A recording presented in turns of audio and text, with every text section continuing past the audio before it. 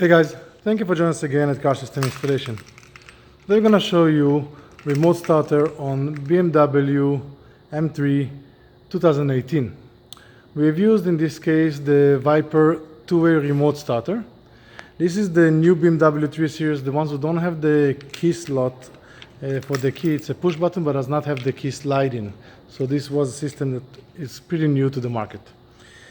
So we have the remote two-way system, and on the remote we will press on the start button.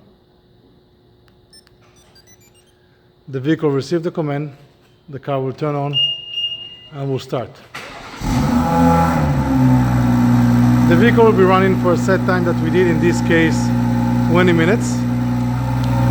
When you approach the vehicle, the smart key touch still works, so you don't have to press any unlock or anything.